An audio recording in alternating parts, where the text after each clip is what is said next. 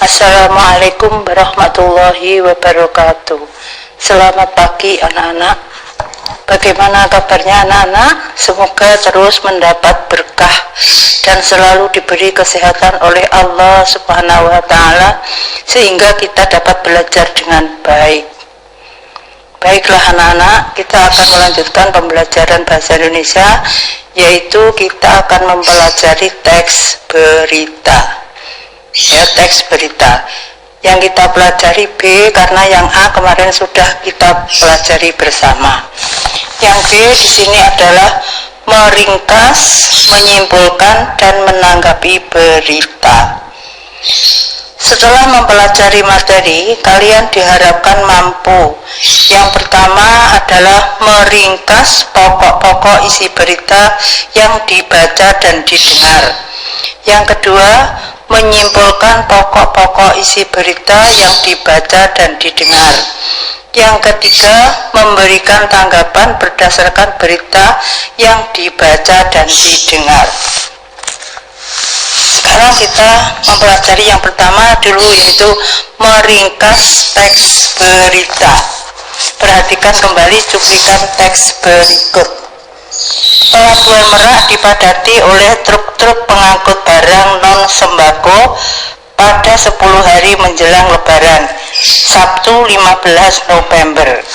Kondisi tersebut disebabkan adanya larangan melintas bagi truk non-sembako pada tanggal 21 sampai 25 November. Teks tersebut merupakan ringkasan dari berita tentang kondisi Pelabuhan Merak menjelang Lebaran. Lihat kembali teks aslinya pada halaman sebelumnya. Teks tersebut disusun berdasarkan unsur-unsur pokoknya. Sebagaimana yang telah kita ketahui bahwa unsur-unsur berita dapat kita pahami dengan cara mengajukan 6 pertanyaan. Apa, siapa, kapan, di mana, bagaimana, dan mengapa.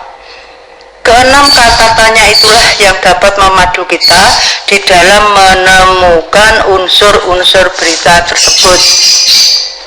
Pentingnya mengetahui unsur-unsur berita itu akan memudahkan saat meringkas berita. Sekarang yang B, menyimpulkan pokok-pokok isi berita. Perhatikan pernyataan-pernyataan berikut. Yang A, berita tersebut menyampaikan informasi tentang padatnya Pelabuhan Merak oleh truk-truk pengangkut barang non-sembako pada 10 hari menjelang Lebaran. Pernyataan-pernyataan tersebut merupakan contoh kesimpulan atas suatu informasi. Adapun yang dimaksud dengan kesimpulan adalah kata-kata akhir dari suatu uraian. Di dalam kesimpulan harus memuat unsur-unsur berita dengan rumusan lebih ringkas. Dengan demikian, kesimpulan tentang isi berita harus memanfaatkan ringkasan kita sebelumnya terhadap pokok-pokok informasi. Pokok-pokok informasi tersebut dengan berpatokan pada rumus adik Simba. Ya, sekarang yang nomor 3 yaitu C, menanggapi teks berita. Memberikan tanggapan berdasarkan berita yang dibaca dan didengar. Perhatikanlah pernyataan-pernyataan di bawah ini. Yang A, saya kira informasi yang disampaikan berita itu cukup akurat karena isinya tidak jauh berbeda dengan informasi-informasi yang disampaikan sumber berita lain. Yang B, informasi yang disampaikan berita tadi malam masih diragukan kebenarannya. Setelah saya cross-check dengan berita dari sumber lainnya, ada yang berbeda, terutama di dalam penyampaian informasi jumlah korban. jumlah korban tidak sebanyak dengan yang diinformasikan dalam berita. Tanggapan yang ketiga, D. Bahasa yang disampaikan berita itu cukup jelas. Sebagai pendengar, mudah untuk memahami informasi yang disampaikan penyampai berita. Ketiga contoh pernyataan tersebut sebagai tanggapan terhadap isi berita. Adapun yang dimaksud dengan tanggapan adalah sambutan terhadap suatu ucapan. Isinya bisa berupa kritik atau komentar. Berkaitan dengan pemberitaan, aspek yang ditanggapi bisa berkenaan dengan isi beritanya itu sendiri dan kebahasaannya. Contoh A dan B merupakan tanggapan berkaitan dengan isi dan struktur berita.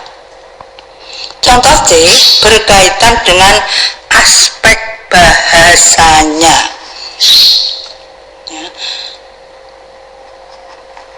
Aspek-aspek tanggapan terhadap berita. Yang pertama itu adalah isi struktur berita. Yang kedua adalah bahasa berita. Isi struktur berita ada dua, yaitu ada kebenarannya dan kelengkapannya. Sedangkan bahasa beritanya itu penggunaan kalimat dan pilihan kata.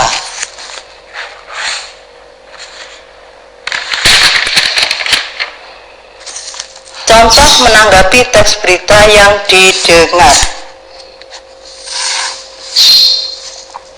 Informasi yang disampaikan berita itu berbelit-belit.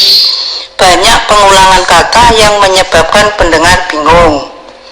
Yang kedua, isi pemberitaan itu sudah diberitakan oleh stasiun televisi lainnya.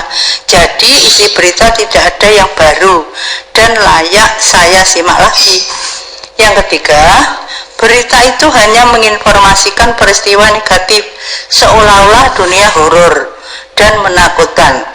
Apa tidak ada informasi lain yang membuat dunia menjadi lebih indah?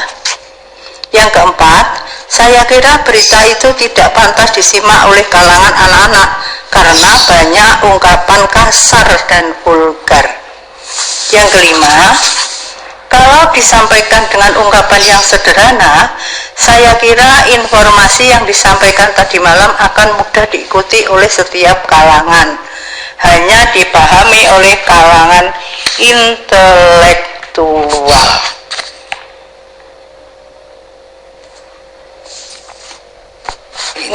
Contoh sekarang menanggapi teks berita yang dibaca.